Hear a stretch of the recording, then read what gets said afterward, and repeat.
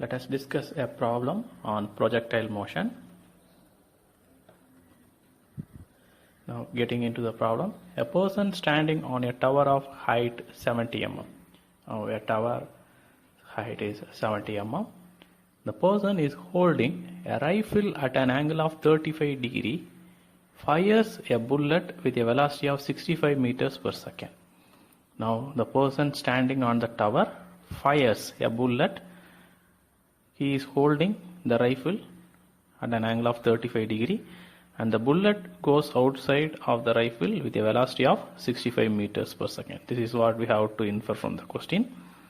And the target is on the ground. The target which has to be shooted is on the ground. Now let's move on to the question. Determine the following. The maximum height to which the bullet will rise upwards from the top of the tower.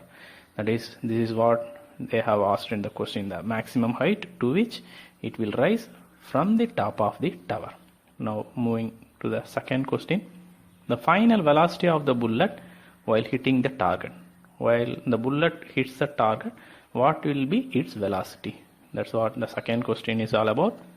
Now the third question is the time taken by the bullet to reach the target. That is, the bullet moves from here to here. It will take time t1.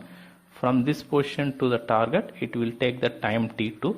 When we add t1 with t2, we get the answer for the third question. Now, before moving into the solution part, we should be familiar about all these formulas. One of our video discusses how to derive all these formulas. Either you refer to that or in one or another way you get familiarized with these formulas. And throughout the video I have arranged all those formulas here, and the formulas which are used to derive all these formulas are also placed here. These two columns will remain here in the right hand side of the slide. Now getting into the first question. The maximum height to which the bullet will rise upwards. That is, this question is asked. And this third formula defines the maximum height. If you know initial velocity and angle and gravity, we can find the maximum height. So already in given data, these values are given, and substituting we get the answer as 70.84 meters. And coming to the second question, we have to find out the final velocity of the bullet while it is hitting the target. Okay, this is an important question, and in order to understand that, let us first see the velocity with which it strikes. Okay, let us display it like this. So it will have two velocity components. One is vertical velocity component and another one is horizontal velocity component. So the final velocity will have its own vertical velocity component and horizontal velocity component. In order to understand it in a better way, we should also understand what happens to the initial velocity. So the initial velocity is 65 meters per second and it is projected with an angle of 35 degree. It will have its own horizontal velocity component and vertical velocity component. And since the horizontal component lies on the adjacent side of this angle, we utilize cos theta. So horizontal component of initial velocity will be 65 cos 35 degree and its vertical component will be here, that is 65 sin 35. Why we use sin theta here means it is in the opposite side of the angle. So the initial velocity is 65 into the sine angle. Okay, let us come back again to these two diagrams whenever we are in need. Okay, now getting into that final velocity.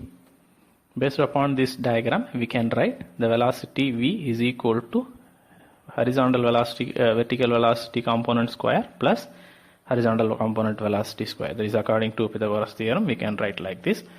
In order to calculate this v, we need to know the final velocities horizontal component and final velocities vertical component. So first let us find out what is Vx. So in the sense, the initial velocities horizontal component will be equal to final velocities horizontal component. How means, let us come to this diagram. the velocity is given to move in vertical direction. Okay, so the acceleration is purely vertical, no horizontal acceleration is given. Only the angle 35 degree keeps the bullet to move in the horizontal distance, but actually the acceleration is given in vertical direction.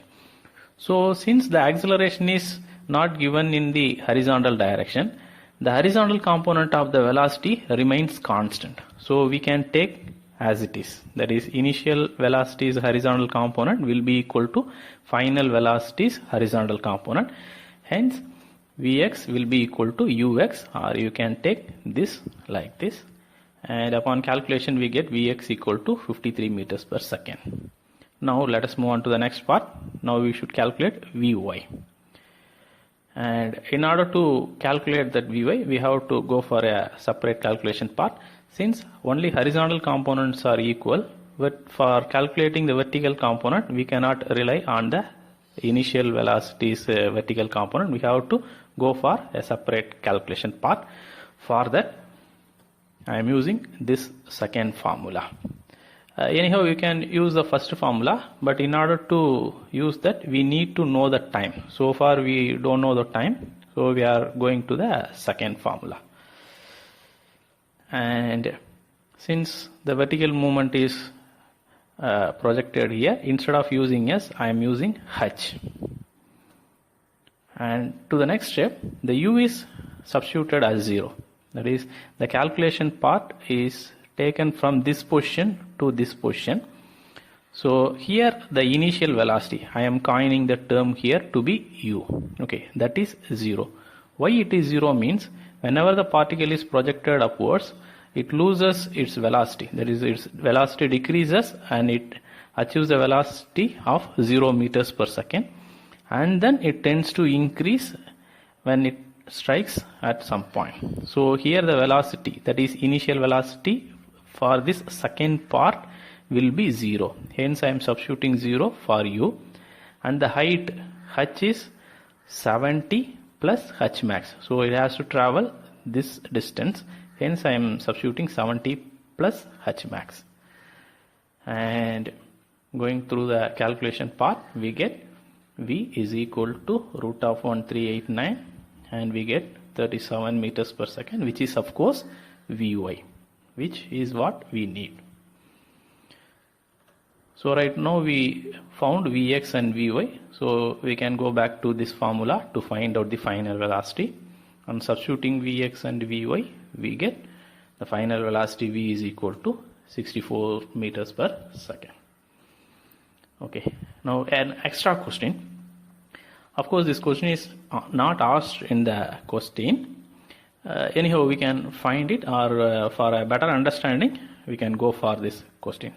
The angle at which the bullet strikes its target. While the bullet strikes the target, what will be its angle? That's what it is asked in the question. And getting into the V. So the V is the velocity with which it strikes the target. Already I have described it. The final velocity will have its vertical component and its horizontal component, and based upon that we can have an angle like this, which is what the question is all about. Since Vy is the opposite side to the angle and Vx is the adjacent side to the angle, we can utilize tan theta. That is tan equal to opposite side by adjacent side. Previously we have calculated Vy and Vx in the previous question, and substituting those two values we find alpha equal to 34 degree something. Next, moving to the third question, the time taken by the bullet to reach the target. That is the total time taken from here to here, then here to here. By knowing T1 and T2 and adding those two T1 and T2, we get the total time taken, which is the question is all about. Let us find out the first one. What is T1? The time taken from the tower top to maximum height. That is from the top of the tower to this maximum height, which is T1. Let us use this formula, which is, if you know velocity and the theta, we can find the T. We already know U is 65 meters per second and the angle 35 degree, and hence we found T is equal to 3.8 seconds, which is of course T1. Let's move on to the second one. The time taken from top of the tower to target, from here to here, which we term it to be T2. Let us use to utilize this third one. And S is equal to the distance from here to here. Since the T2 is noted from this point to this point, we have to account the total height. So H max plus the tower's height 70 and initial velocity at this point, initial velocity, in this point final velocity. So the velocity here is 0 as I have described already, and instead of A I am substituting gravity. So here the acceleration due to gravity plays a central role. Hence I am substituting G instead of A, and substituting all those values we get the time t equal to 5.35 seconds, and which is T2. So by adding T1 and T2 we get the total time taken. So adding those two time we get the total time taken by the bullet for its travel. Okay, with this I end this video. Okay, thank you.